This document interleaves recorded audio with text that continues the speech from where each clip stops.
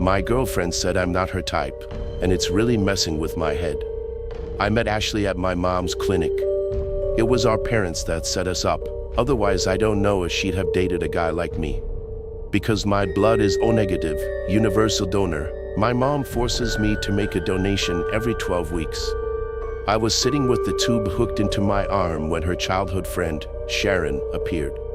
Sharon recently moved back to our town and heard her former bestie became a doctor. She introduced her daughter, Ashley, who had stunning big blue eyes. Her skin looked even paler than mine. As a gamer, I'm basically allergic to fresh air, and she was dressed all in black. When she said hi, I squirmed on the bed, already sweating buckets. Luckily, Mom covered for me. "Don't mind Ryan, he's gonna be lightheaded for a while."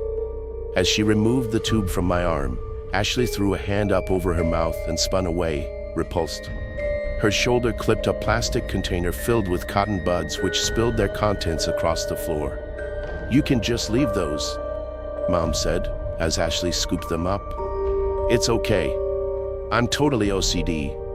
While I sipped orange juice, our moms yacked away. I couldn't keep my eyes to myself, and every time I glanced at Ashley, she looked even more bored than I did, but I was too nervous to get a conversation going.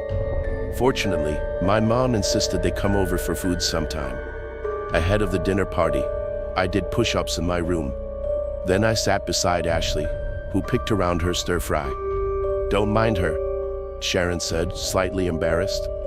"Ashley's not crazy about broccoli, or carrots, or honey or garlic, or, well, she's just a fusspot in general." Underneath the table, my foot tapped so fast, and by dessert I'd barely strung 5 words together. Meanwhile, Mom and Sharon drained 2 bottles of wine. Since Sharon could barely stand upright, Mom said, "Why don't you stay in our guest room? Ryan can walk Ashley home. It'll get him out of that crypt for once." A lot of crime happened in our town, including stabbings and kidnappings. It wouldn't be safe to go by herself. Sharon practically shoved us out the door. "Don't look so scared, Ryan. Ashley doesn't bite." Ashley quietly walked beside me, arms folded. By the time we turned onto her street, all we talked about was the weather and how lame and transparent our mom's attempts to set us up were. Approaching her front door, I asked whether she liked video games. Her face lit up. "I play a ton of Terraria, although at the minute I'm addicted to Risks of Rain 2. For the next 20 minutes, I wasn't nervous at all. I got so in my element I was brave enough to say, "Maybe we could play together sometime?" "Sure." I ran straight home and bought every game she mentioned. It turned out online me was way smoother than actual me. Over Discord, I kept making Ashley laugh, which helped melt away the nerves. Then I started complimenting her. It was like climbing in a warm bath and gradually putting more and more hot water, and so you adjust to the new temperature, except with flirting. One night, over Terraria, I said, "How's this?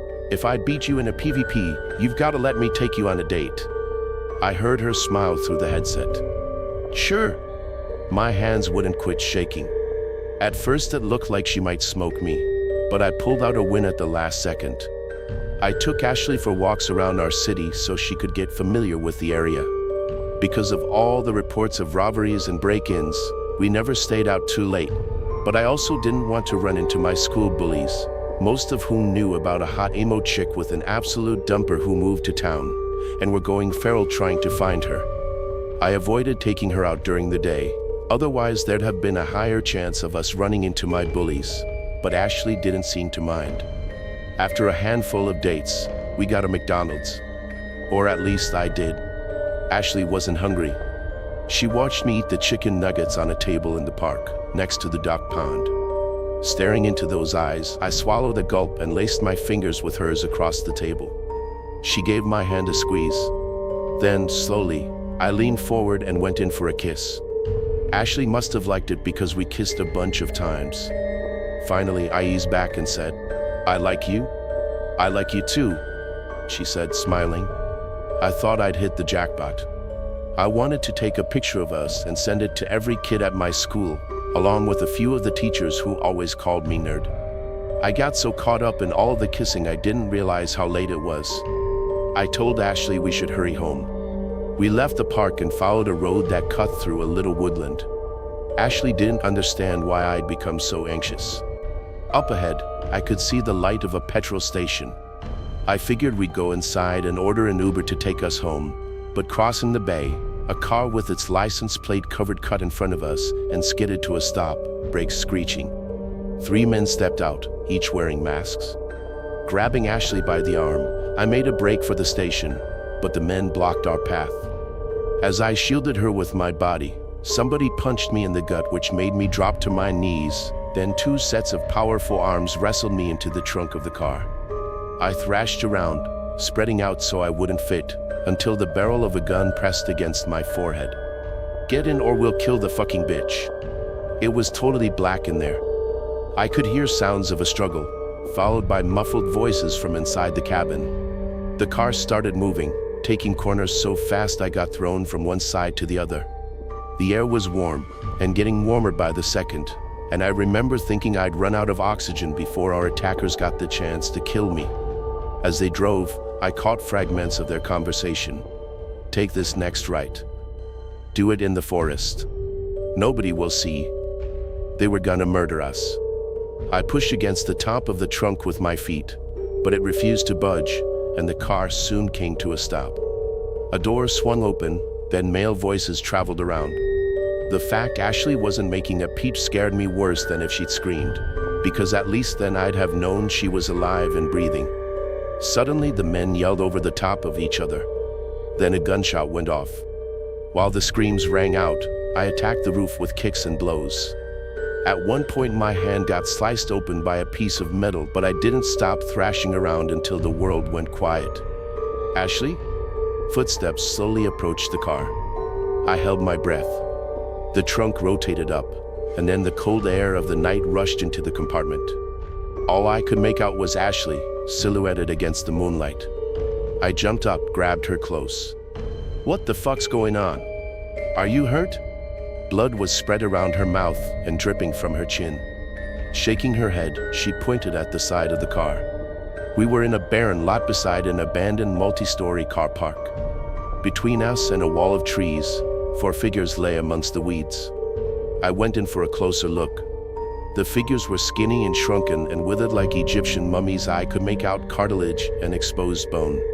"Don't freak out," Ashley said, approaching me from behind. I fell over and scrambled away in reverse. "I know this is crazy, but you don't have to be afraid, okay? I'm not going to hurt you. I don't normally go so overboard, but they were gonna slit our throats. Plus, I was overdue for a feed."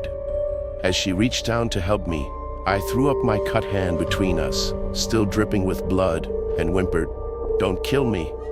Ashley doubled over and started dry heaving. "Between wretches," she said. "Ryan, trust me, that isn't gonna happen. O negative tastes gross. Like, worse than diarrhea. No offense. But that's why you don't need to be afraid of me."